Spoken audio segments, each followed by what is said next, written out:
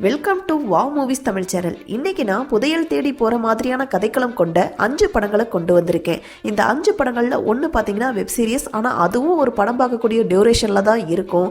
இந்த 5மே தமிழ் டப்பிங்லேயே இருக்கு. அது என்னென்ன படங்கள் அப்படிங்கிறத பார்க்கறதுக்கு முன்னாடி நம்ம வாவ் மூவிஸ் தமிழ் சேனலை சப்ஸ்கிரைப் பண்ணாம பார்த்துட்டு இருந்தீங்கன்னா ப்ளீஸ் சப்ஸ்கிரைப் பண்ணுங்க. இந்த வீடியோ உங்களுக்கு பிடிச்சிருந்துச்சுன்னா மறக்காம ஒரு லைக் போடுங்க. இப்போ வாங்க நம்ம வீடியோக்குள்ள போகலாம். இப்போ நம்ம ஃபர்ஸ்டா பார்க்க போற படம் 2022 வருஷம் தெலுங்குல ரிலீஸ் ஆன கார்த்திகேயா 2 அப்படிங்கிற ஒரு சூப்பரான அட்வென்ச்சர் த்ரில்லர் படம். ஸோ இந்த படத்துடைய ஒன்லைன் ஸ்டோரி என்னன்னா, படத்துடைய ஸ்டார்டிங் சீன்லேயே கிருஷ்ணர் பத்தின ஒரு புராண கதையை சொல்றாங்க. அடுத்த சீன்ல நம்ம ஹீரோவை காட்டுறாங்க. ஹீரோ டாக்டரா இருக்காரு. அவருக்கு சயின்ஸ் மேல அதிகமான நம்பிக்கை அப்படின்னே சொல்லலாம். ஆனா கடவுள் நம்பிக்கை இல்லை. ஆனா இவரை தவிர இவர் வீட்டில் இருக்கக்கூடிய எல்லாருக்குமே கடவுள் நம்பிக்கை இருக்கு. ஒரு நாள் அவர் வீட்டுக்கு முன்னாடி இருந்த துளசி மாடம் திடீர்னு இடிஞ்சு விழுக, இதை சரி பண்ணணும் அப்படின்னா ஒரு சாமியார் என்ன சொல்றாருன்னா, நீங்க எல்லாருமே துவாரகாவுக்கு போகணும்னு சொல்றாங்க. ஸோ துவாரகாவுக்கு நம்ம ஹீரோவுடைய அம்மா, ஹீரோவுடைய மாமா அப்படின்னு சொல்லிட்டு 3 பேரும் போறாங்க. அங்க ஒரு வித்தியாசமான ஒரு நபரை மீட் பண்றாங்க. உடம்பு ஃபுல்லா ரத்த காயமா இருக்கு. திடீர்னு நம்ம ஹீரோவை வந்து பாக்குறாரு. பார்த்துட்டு ஏதோ ஒன்று சொல்ல ட்ரை பண்றாரு. திடீர்னு கொஞ்ச நேரத்திலேயே அவர் காணாமையே போயிடுறாரு. ஸோ அதுக்கப்புறம் நம்ம ஹீரோவுடைய லைஃப்ல நடக்கக்கூடிய எதிர்பாராத சம்பவம் தான் இந்த படத்துடைய மீதி கதை.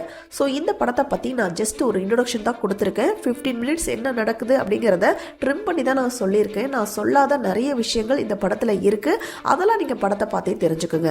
ஸோ இந்த படத்துடைய பாசிட்டிவ் அப்படின்னா, இந்த படத்தில் நடிச்சிருந்த எல்லாத்துடைய ஆக்டிங்கும் சூப்பராகவே இருந்துச்சு. படத்துடைய சினிமோட்டோகிராஃபி, எடிட்டிங், பேக்ரவுண்ட் மியூசிக்லாம் செம்மையாக இருந்துச்சு. பல இடங்களில் த்ரில்லிங் மூமெண்ட்டை கொடுத்ததே அந்த பேக்ரவுண்ட் மியூசிக் தான் அப்படின்னே சொல்லலாம். ஸ்க்ரீன் பிளேவை பற்றி சொல்லணும்னா, எங்கேயுமே கெஸ் பண்ண முடியாத அளவுக்கு நல்ல சுவாரஸ்யமாகவே கொண்டு போயிருந்தாங்க. பசில்ஸை சால்வ் பண்ணக்கூடிய விஷயமா இருக்கட்டும், இல்லை அபிரா அப்படிங்கிற ஒரு குரூப்பை பற்றி சொல்லக்கூடிய விஷயமா இருக்கட்டும், கிருஷ்ணருடைய புராண கதையை சொல்லக்கூடிய விஷயமா இருக்கட்டும், எல்லாமே நல்லா சுவாரஸ்யமாகவே இருந்துச்சு. கிளைமேக்ஸ்லாம் வேற லெவலில் இருந்துச்சு. பெருசாக எங்கேயுமே போர் அடிக்கல. ஒவ்வொரு சீன்ஸுக்கும் இம்பார்ட்டன்ட் கொடுத்து எடுத்திருந்தாங்க. ஸோ இந்த படத்தை பொறுத்த வரைக்கும் செம்ம சூப்பராக இருக்கும். பெருசாக அடல் கண்டென்ட்லாம் இல்லை. இந்த படத்தை நீங்கள் பார்க்கணும்னு நினச்சிங்கன்னா G5ல தமிழ் டப்பிங்லேயே அவைலபிளாக இருக்குது. IMDbல 10க்கு 7.8 ரேட்டிங்ஸ் கொடுத்துருக்காங்க. பார்க்கணும்னு நினைக்கிறவங்க ஒன் டைம் ட்ரை பண்ணுங்க. இப்போ நம்ம ரெண்டாவதா பார்க்க போற படம் 2022 வருஷம் ரிலீஸ் ஆன ஹாலிவுட் படமான அன்சார்ட்டட் அப்படிங்கிற ஒரு சூப்பரான அட்வென்ச்சர் த்ரில்லர் படம்.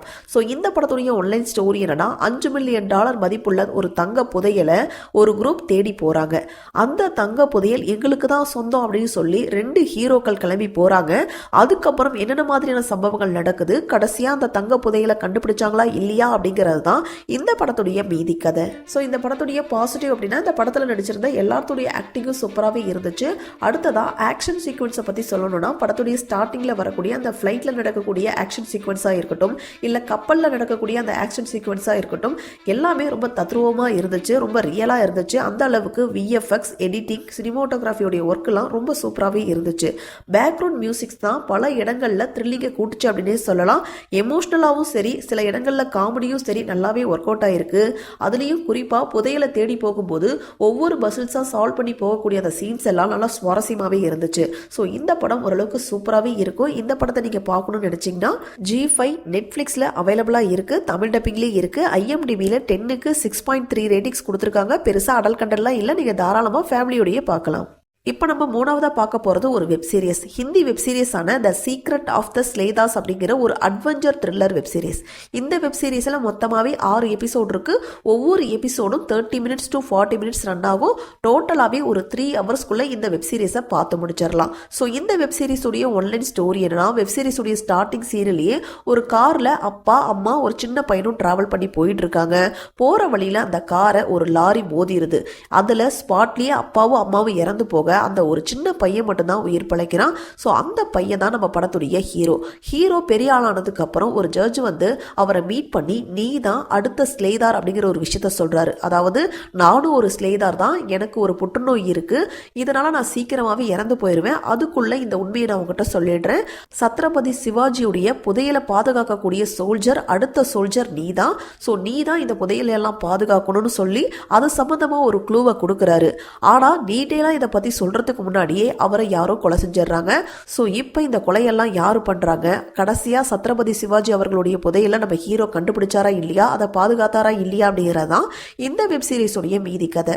ஸோ இந்த வெப் சீரிஸை பற்றி நான் ஜஸ்ட் இன்ட்ரோடக்ஷன் மட்டும் தான் கொடுத்துருக்கேன். இன்னும் நிறைய சுவாரஸ்யமான சம்பவங்கள்லாம் இந்த வெப் சீரிஸில் இருக்குது. அதெல்லாம் நீங்கள் வெப் சீரிஸை பார்த்தே தெரிஞ்சுக்கோங்க.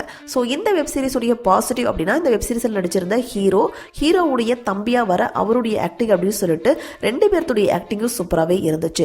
அடுத்ததாக சினிமோட்டோகிராஃபியை பற்றி சொல்லணும் அப்படின்னா ராய்காட் மலைகள், அரசர் காலத்து சுரங்கப்பாதைன்னு நம்ம பார்க்காத நிறைய விஷயங்களை காட்டியிருந்தாங்க.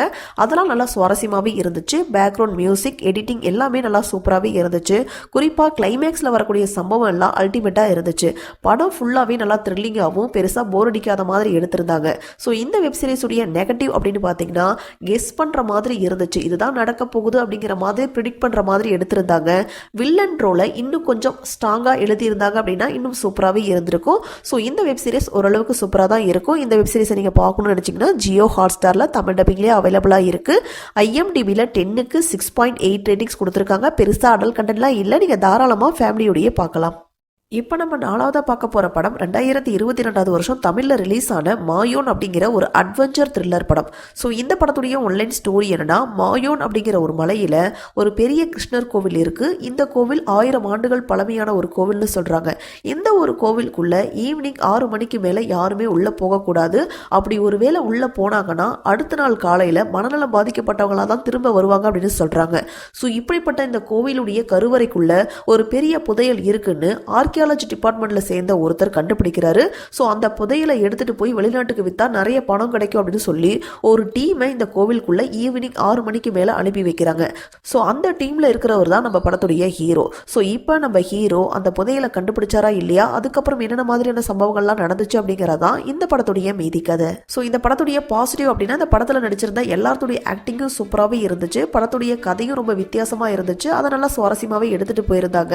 புதையலை கண்டுபிடிக்கிறதுக்காக அவங்க பண்ணக்கூடிய அந்த விஷயம்லாம் நல்லா இன்ட்ரெஸ்டிங்காகவே கொண்டு போயிருந்தாங்க. சினிமோட்டோகிராஃபி, எடிட்டிங், பேக்ரவுண்ட் மியூசிக் இது எல்லாமே ஓரளவுக்கு நல்லாவே இருந்துச்சு. ஸோ இந்த படத்துடைய நெகட்டிவ் அப்படின்னு பார்த்தீங்கன்னா VFX அப்படின்னே சொல்லலாம். ஒரு பாம்பை காட்டுவாங்க, அதை இன்னும் கொஞ்சம் ரியலாக காட்டியிருந்தாங்க அப்படின்னா இன்னுமே நல்லா இருந்திருக்கும். ஸோ ஒரு ட்ரெஷர் ஹண்ட் படத்தை அறிவியல், ஆன்மீகம், அமானுஷ்யம் கலந்து சொல்லியிருக்காங்க. ஓரளவுக்கு நல்லாவே இருக்கும். பெருசாக அடல் கண்டென்ட்லாம் இல்லை. இந்த படத்தை நீங்கள் பார்க்கணும்னு நினச்சிங்கன்னா அமேசான் பிரைமில் தமிழ்லேயே அவைலபிளாக இருக்குது.